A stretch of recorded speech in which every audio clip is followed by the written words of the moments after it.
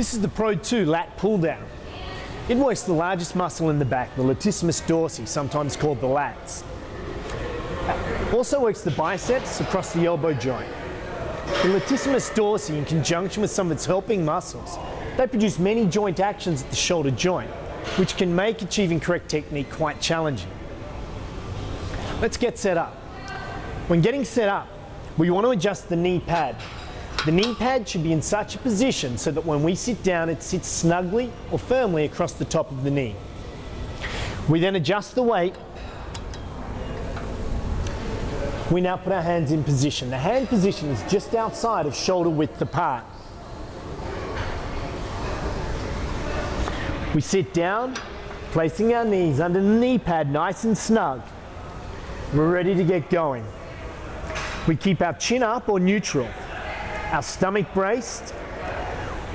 We then squeeze our shoulders down out of our ears whilst pulling down. We keep our elbows forward underneath the bar, pulling just down to chin height and controlling back up to top range. Shoulders down out of the ears as we're pulling the bar down, keeping the elbows forward, pulling the bar down to chin height and controlling back up to top range. Repeat this for the desired number of repetitions. Some of the common mistakes that can occur on a lat pull down, and there's a fair few, some of the common ones, is pulling with the bicep and not engaging the back and shoulder girdle muscles.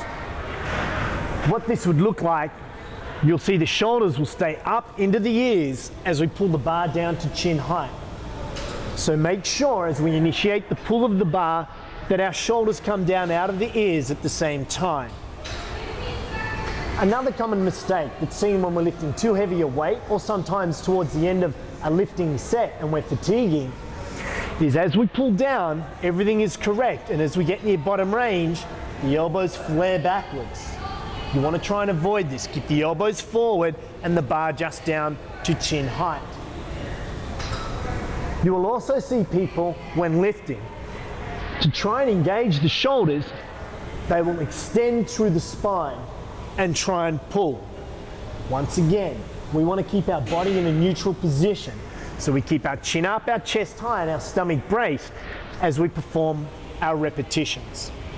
And the old classic is those that are just wanting to lift too much weight and they start putting momentum into the action.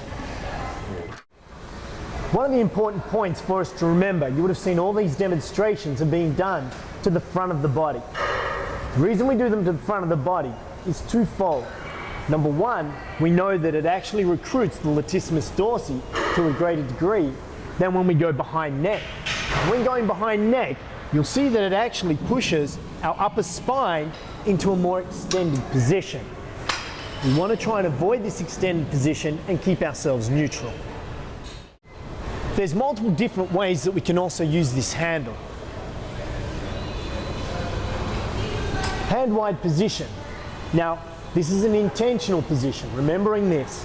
Hands wide, I initiate by leaning back into a 45-degree position. This action here is going to work more into the posterior shoulder and middle upper back. I squeeze my shoulders down, take my elbows wide so that hand, elbow, shoulder all come through in line. This is for the posterior or rear shoulder muscles and middle upper back. You can also hold the handle in a reverse position. There's two variations to this. The first of these, if I remain in an upright position, it recruits more of the bicep, still working the latissimus dorsi, but more bicep in the action. Or I can lay back to a 45-degree position. Remember, this is intentional. What we're looking to do here is now recruit still bicep, but trying to make the latissimus dorsi do more work across the shoulder joint through this action before controlling back up to the top range of motion. If you want to balance out your training program, the exercise that you would include that does the opposite joint actions to this is the shoulder press.